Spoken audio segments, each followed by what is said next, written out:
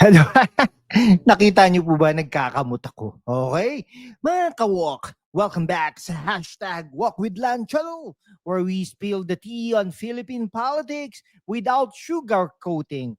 Ako si Lan, your woke guide through this circus we call gobyerno. Today, hot topic alert, pabor ba kayo sa gustong mangyari ni Senador Alan Cayetano? Ano po yon? Yung bold call niya na for all national officials to resign. President, VP, senators, Congress, men and women, etong mga tinatawag nating mga honorables, tapos snap elections agad. Kung ikaw ay youth like us, we are scrolling TikTok habang nag-aaral o nagtatrabaho, feeling mo ba parang the system's rigged against us? From the endless traffic in EDSA to the skyrocketing prices of adobo ingredients, government's been dropping the ball left and right. Pero wait, bago tayo mag-rant, simpleng kwentuhan lang mga kaibigan, ha? Imagine a movie where the hero says, let's reset the whole damn script.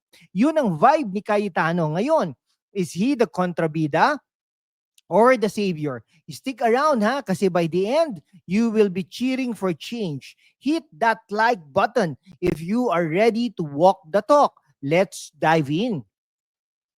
All right, mga kawok, no? Let's back up, no? Simpleng kwentuhan lang, Picture this. It's 2016, Duterte wins on a promise of change. Duterte hari, mode, cleaning house left and right. Fast forward to 2022. Marcos Jr. takes the throne, and suddenly it's all about unity, while the Maharlika Investment Fund turns into a black hole of questions. Billions poured in, pero saan napunta? Recent Senate probes in September 2025 showed red flags, overvalued assets, insider deals na parang teleserye plot twist. Then boom, October hits an economic dip, inflation at 6.2%, youth unemployment hovering at 15%, data from PSA folks, not made up mga kaibigan. Public trust down to 28%. According to SWS survey last month, people are fed up. Enter Senator Alan Cayetano, the Senate minority leader who's been our vocal watchdog since his DFA days. Remember, his West Philippine Sea rants, straight fire. Now, in a Sunday post that's gone viral, over 500,000 views on X, he drops this bomb. Radical honesty time. Lahat tayo sa gobyerno, resign na. Snap election para sa fresh start. Bakit ganon? Kwento niya, amid the lies and scandals, leadership is about sacrifice, not just talk, action. Unlike those trapos na bahala na lang. Cayetano saying, let's own our mess and fix it. Relate ba kayo? Like when you are in a group project and one guy says, tara, scrap tayo at mag-start ulit. Heroic, di ba? Or desperate. We will unpack that next, mga kaibigan. Okay, now let's get intellectual. Deo Macalmay style. Critical but fair. Ano ba talaga ang proposal ni Cayetano? Straight from his October 5 statement, all elective national officials resign en masse, then snap polls within 60 days under the 1987 Constitution's provisions. Fact check. Oo, possible yan under Article 7, Section 10, emergency powers allow it if Congress concurs. Hindi siya nag-iimbento, It's constitutional, just never been done because hello, who's gonna vote to fire themselves? Bakit pabor ako? Simple, It's a reset button for trust.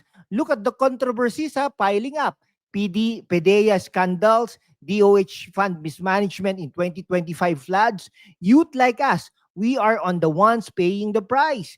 Delayed scholarships, gig economy struggles, Cayetano's vision, a government that's accountable, not entitled. It's like Marie Kondoing the palace, Does it spark joy? No, thank you. Next. Remember, EDSA 86, People power force change. This is EDSA 2.0 but voluntary. Cayetano's not power hungry, ha? He's the guy saying, if I lose trust, I step down first. Bold, diba? In a sea of wait and see. Politicians, he's the shark fin cutting through. Ha ha ha, it's okay time for the rose. Critics are coming out swinging. Palace calls it wishful thinking. Like bro, ha, wishful na ba ang accountability? Antonio Tino from ACT Teacher says it's a diversion from corruption. Ha? Wishful na ba ang accountability? Antonio Tino from ACT Teacher says it's a diversion from corruption. Pero wait, ha, diversion. Mas diversion yung endless probe hearings na walang resolution. Okay, even his own brother, ha, si Lino Cayetano, ang dating mayor ng Taguig, ha, says Alan should resign first. Family drama alert. Kwento ko, parang The Godfather with ballots, Linus backing the idea, pero with shade. Classic Filipino sibling shade, ha? Suportado kita, pero wag kang OA, mga kaibigan. Okay. Legal groups are slamming it as unconstitutional chaos. Really? Or scared of losing their cozy spots? Imagine trapos at a resignation party. Salamat sa service. Wait ha, my term's not up. Cayetanos, the elephant in the room, and they are allergic. Pero seryoso ha, this backlash proves his point. The system's protecting itself, not us. Okay, mga kaibigan, ha, logistic nightmare. Comelec needs 90 days prep. Budget from where? Pero hello, ha, emergencies like COVID showed we can hustle. This echoes global moves, ha, like South Korea's 2017 snap polls post-park scandal. Work, ha? Philippine version could be our Unidos moment. Cayetano's not naive. He's strategic, pushing debate to force reforms, mga kaibigan. Okay, mga kabataan, this is for you.